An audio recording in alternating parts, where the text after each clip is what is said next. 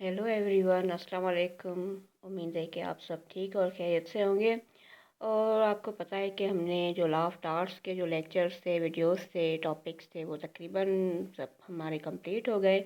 अभी कुछ होंगे एक दो बाकी, तो उनको भी हम मैं उनको भी कर दूंगी।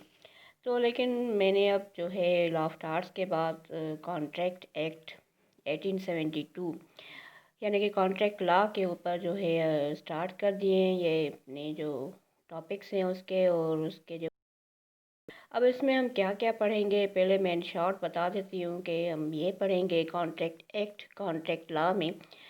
यानी कि एक तो ये कि कॉन्ट्रैक्ट क्या होता है, उसके टाइप्स कितने होते हैं, फिर परफॉर्मेंस जो है उनकी किन किन तरीक़ों से होती है, और फिर ब्रीच ऑफ कॉन्ट्रैक्ट यानी कि अगर कॉन्ट्रैक्ट परफॉर्म ना किया जाए तो उसके लिए फिर क्या उसकी रेमेडीज़ हैं, और टर्मिनेशन ऑफ द कॉन्ट्रैक्ट यानी कि कॉन्ट्रैक्ट अगर टर्मिनेट यानी कि एंड किस किन किन किन हालात में एंड होता है, ख़त्म हो जाता है।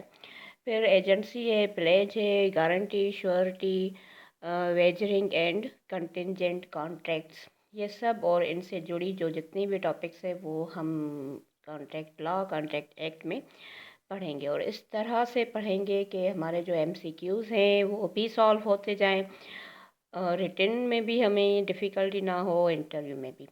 क्योंकि आपको तो पता है सिंध में जो है एमसीक्यू भी आता है, फिर रिटन होता है। पंजाब की बनस्पत जो है मैं समझती हूँ पंजाब में फिर भी इजी है। तो लेट्स हम इसको स्टार्ट करते हैं। तो कॉन्ट्रैक्ट एक्ट में आज फर्स्ट जो हम इसके ऊपर जो हम पढ़ेंगे उसके मैंने इस पे वीडियो बना रही हूँ। ये है कि कॉन्ट्रैक्ट क्या होता है और एग्रीमेंट क्या होता है, और फिर इन दोनों में फ़र्क क्या है। तो ये जो कॉन्ट्रैक्ट लॉ है, कॉन्ट्रैक्ट एक्ट है, इसकी जो ओरिजिन है ये इंग्लिश कॉमन लॉ से।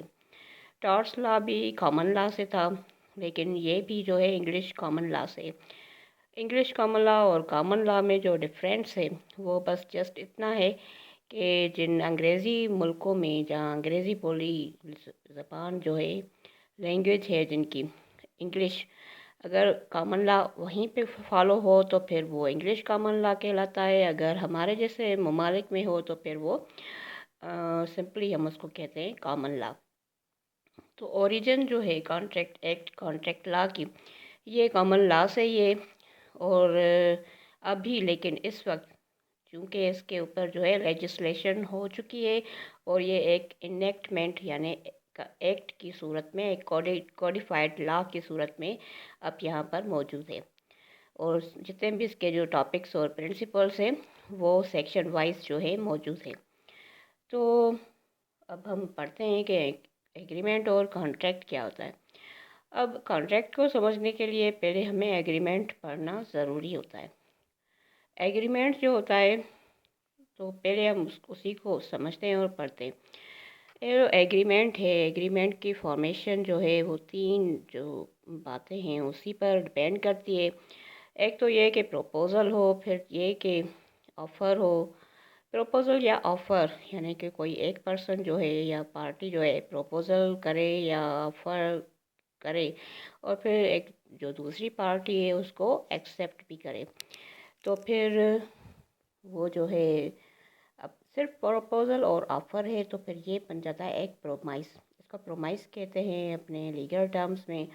और ये सेक्शन 2B में प्रोमाइस जो है वो डिफाइंड है, यानी कि एक पार्टी जस्ट प्रपोज़ल करे और दूसरी एक्सेप्ट करे तो ये प्रपोज़ल बन जाता है। लेकिन एग्रीमेंट क्या है? एग्रीमेंट जो है वो तीन चीज़ों पे मुनहसर है। एक तो ये कि प्रपोज़ल ऑफ़र हो, दूसरा ये कि एक्सेप्टेंस हो, और तीसरा ये कि कंसीडरेशन भी हो। यानी कि जिस ट्रांसैक्शन के ऊपर जो एग्रीमेंट या वो किया जा रहा है उसमें कुछ बदल भी उसमें दिया जाता हो। कंसीडरेशन का मतलब है समथिंग इन द रिटर्न। तो ये तीन चीज़ों पे बेस करता है। बेसिकली जो बेसिक रिक्वायरमेंट्स होती है एग्रीमेंट्स की वो यही होती हैं।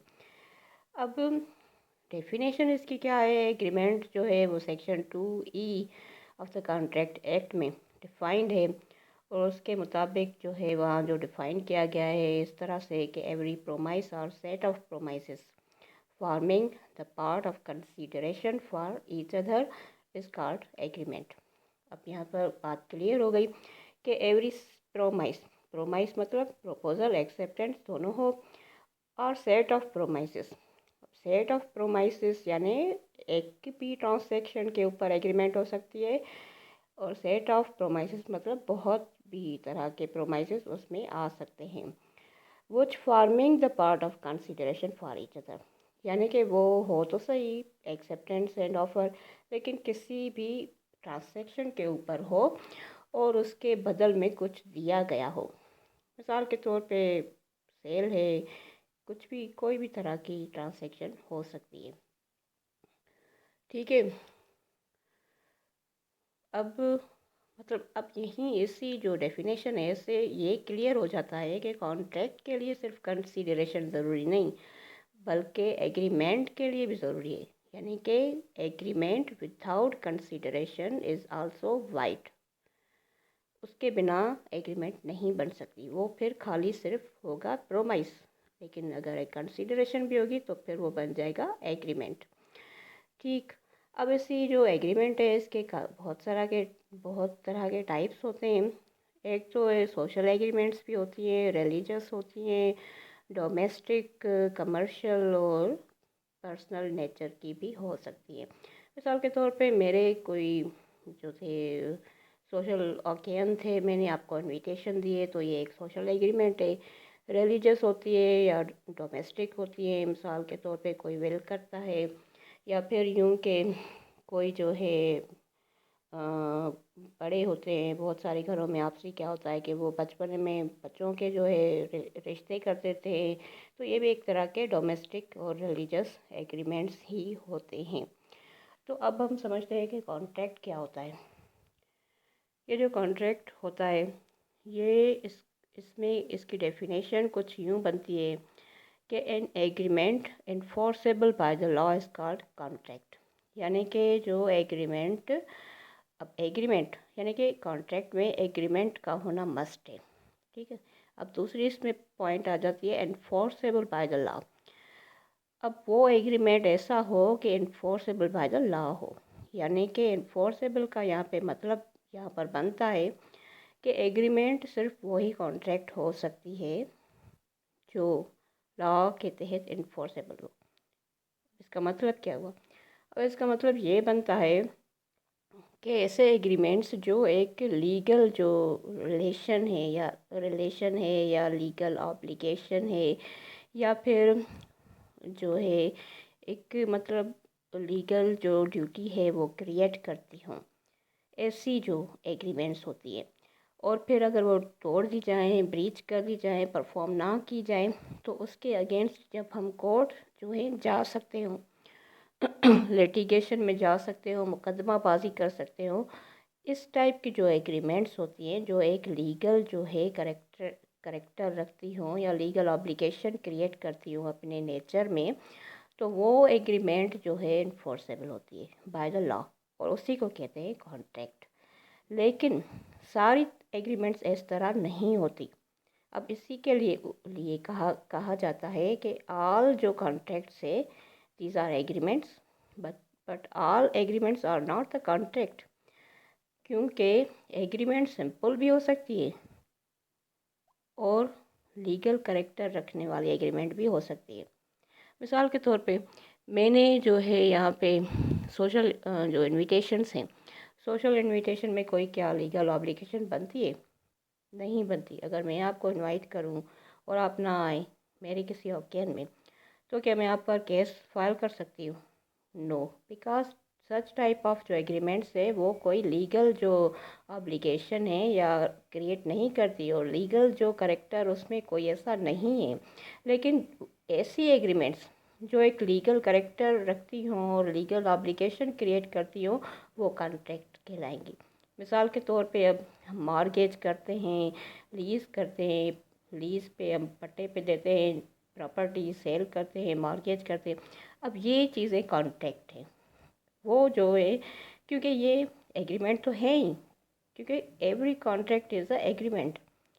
इसकी डेफिनेशन में ये कि हर कॉन्ट्रैक्ट में एग्रीमेंट होगा ही, लेकिन हर एग्रीमेंट कॉन्ट्रैक्ट नहीं हो सकता। तो यूँ जो है कि जो है उसको जो है हम फिर रेमेडाइज कर सकते हैं और फिर इसी तरह से ये इसको बयान इसी तरह से किया गया है। और अब इसमें डिफरेंस क्या बना, डिफरेंस मेरे ख्याल से अब इसका क्लियर हो गया कि एग्रीमेंट और कॉन्ट्रैक्ट में फ़र्क यही होता है कि एग्रीमेंट जो है वो जो है इन्फोर्सेबल बाय लॉ नहीं होती, हर एग्रीमेंट जो नहीं होती, लेकिन जो लीगल ऑब्लिगेशन या लीगल करेक्टर रखती हो वो ही होती है। लेकिन हर कॉन्ट्रैक्ट जो है वो इन्फोर्सेबल बाय द लॉ होता है। अब इसमें दूसरा बड़ा डिफरेंस ये है कि एग्रीमेंट जो है वो ब्रॉडर इन सेंस होती है, उसका जो स्कोप है वो ब्रॉडर है, मतलब हर तरह की एग्रीमेंट्स हो सकती हैं, हर चीज़ पे बन सकती हैं। लेकिन कॉन्ट्रैक्ट सिर्फ वही बन सकते हैं कि जो खुद में लीगल करेक्टर रखते हों, लीगल ऑब्लिगेशन रखते हों। तो इसलिए कहा जाता है कि एग्रीमेंट एक ब्रॉडर जो है टर्म है। और फिर ये भी एक इसमें डिफरेंस है कि जो एग्रीमेंट है उसमें वो अगर ब्रीच होती है तो हम केस नहीं फाइल कर सकते, लेकिन अगर कॉन्ट्रैक्ट ब्रीच होता है तो हम केस फाइल कर सकते हैं। मिसाल के तौर पे लोन लिया हुआ है, लोन जो है आप नहीं वापस करते हो तो बैंक भी आप पर केस फाइल कर सकता है। तो ये मेरे ख्याल से इसकी कुछ चंद इम्पॉर्टेंट पॉइंट्स थी कि एग्रीमेंट क्या होता है, कॉन्ट्रैक्ट क्या होता है, और इनमें बेसिक तरह का जो डिफरेंस है वो क्या होता है। होप सो कि ये सारी पॉइंट्स आपको समझ में आ गई होंगी और आपने इनको नोट भी किया होगा। और आखिर में ये मैं बता दूं कि ये जो कॉन्ट्रैक्ट एक्ट लॉ है ये एक प्राइवेट लॉ होता है और प्रॉस्पेक्टिव इन द नेचर होता है, क्योंकि समटाइम्स ये भी इस तरह भी जो है एमसीक्यूज़ में जो है आ जाते हैं क्वेश्चंस। तो ये भी आप इनको भी समझ लें, क्योंकि प्रॉस्पेक्टिव होता है, रेट्रोस्पेक्टिव इन नेचर नहीं होता। होप सो कि आपने पॉइंट सारी गेन कर ली होगी। अब नेक्स्ट टॉपिक पे हम नेक्स्ट वीडियो बनाएंगे। Okay, thank you very much.